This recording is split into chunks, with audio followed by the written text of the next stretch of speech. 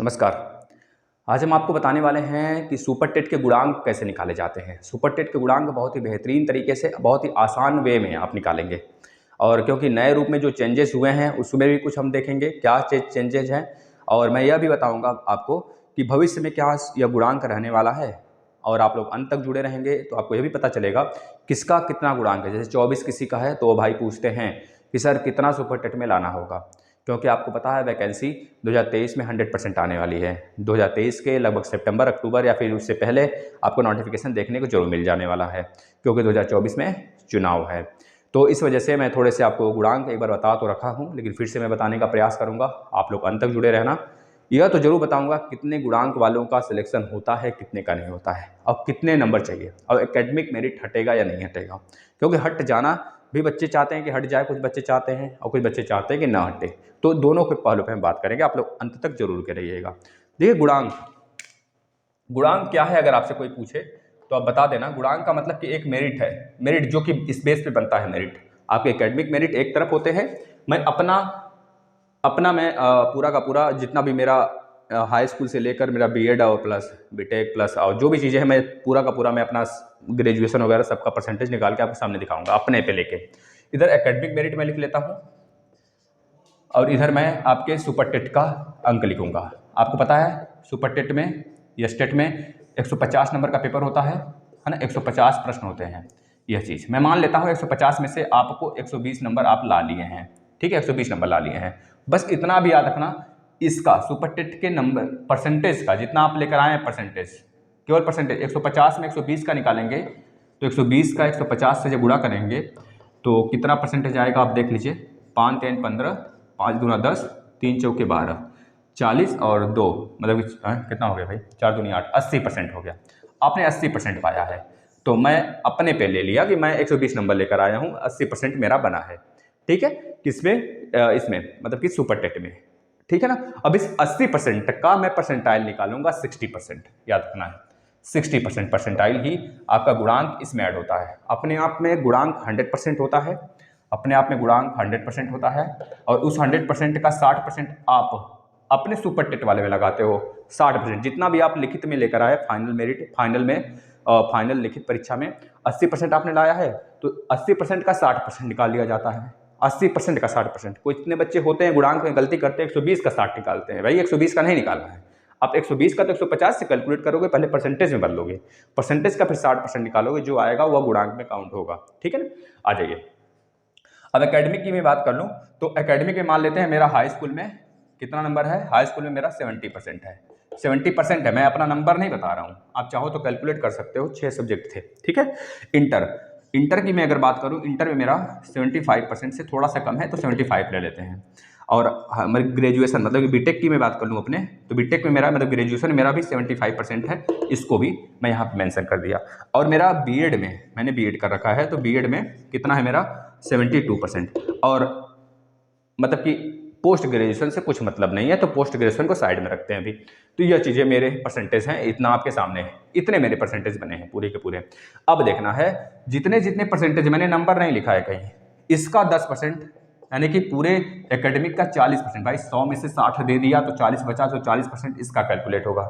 हर चीज़ का, हर स्टेप्स का 10-10%, इसका 10%, इसका 10%, इसका 10%, इसका 10%, मतलब ये एकेडमिक, इसी को एकेडमिक कहते हैं। आपका एकेडमिक का 10% यूज करके 40% उन्होंने बना लिया। 10% जब इसका निकालेंगे तो 7 आ जाएगा, इसका 7.5 आएगा, इसका भी 7.5 आएगा, और इसका भी 7.2 आ जाएगा।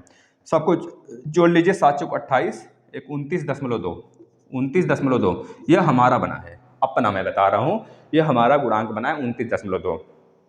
और इसका गुणांक निकालिएगा, 80% आपने पाया है, 80% का 60% निकालेंगे तो कितना आ जाएगा, 6 7 42, 6 8 48, यह 48 नंबर आ गया, मतलब 48 गुणांक बना। 48 और 29 को जब जोड़ लेंगे ना, 48 प्लस 29 मतलब कि 29 को जोड़ेंगे तो 30 को जोड़े तो 78 हुआ, है ना, 78 हुआ। 78 में से मतलब 77.2 आ जाएगा, 77.2 ये आपका, है ना। ठीक है, ठीक है, यानी कि 77.2 इतना आपका गुणांक बना, मतलब इतना गुणांक आपका बना हुआ है। आप देख सकते हो कितना अच्छा गुणांक भी नहीं कह सकते, और अच्छा कहोगे तो भी ठीक है, ना भी कहोगे तो भी ठीक है, इतना गुणांक बनेगा मेरे अनुसार। लेकिन मुझे 120 नहीं लाना है भाई, 120 से ज़्यादा लाना है, 150 पूरा हमारे के है ना, थोड़ा सा यह जुनून होना चाहिए हर विद्यार्थी का। मैं नहीं कहता हूँ कि 150 में 150 लाओगे, लेकिन जुनून उतना रखना चाहिए, पागलों की बिल्कुल, ठीक है ना।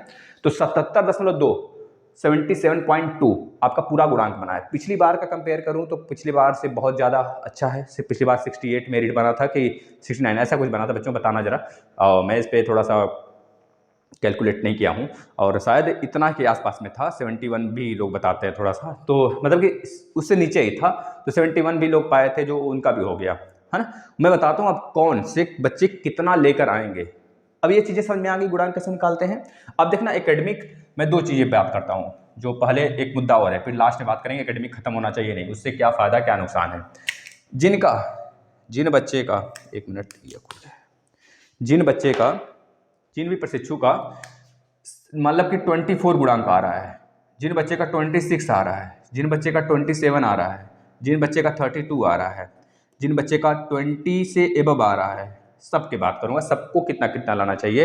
अगर आप जनरल से बिलोंग करते हैं, अगर आपका 24 गुणांक है, तो मे भी अगर आप 125 120 प्लस लाते हो ना, तो जाकर ही सर्वाइव कर पाओगे इस बार फाइट में। 120 नहीं, 125 के आसपास, 120 प्लस ही समझना, 120 प्लस।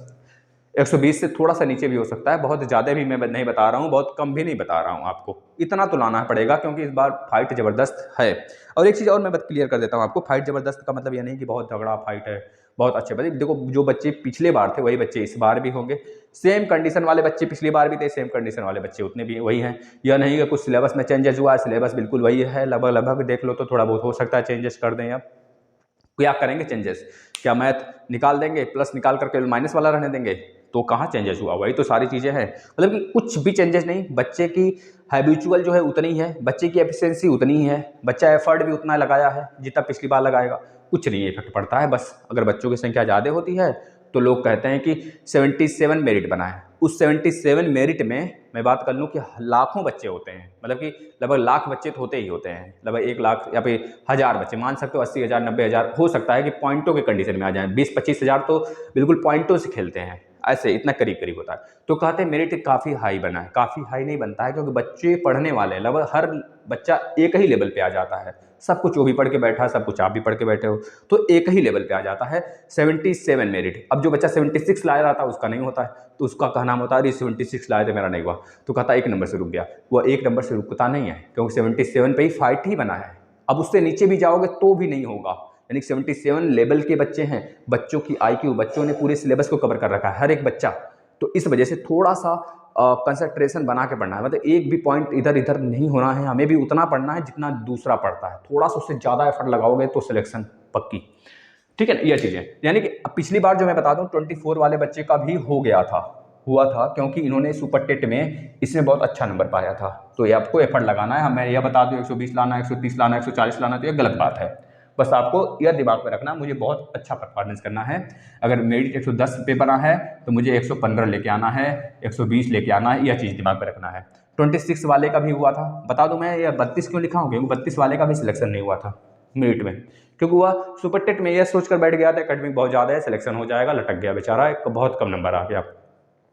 मतलब कि क्रॉस तो करा था मेरिट, लेकिन सिलेक्शन बाद में फाइनली एकेडमिक को देख कर होता है, बाद में फाइनल में छट गया।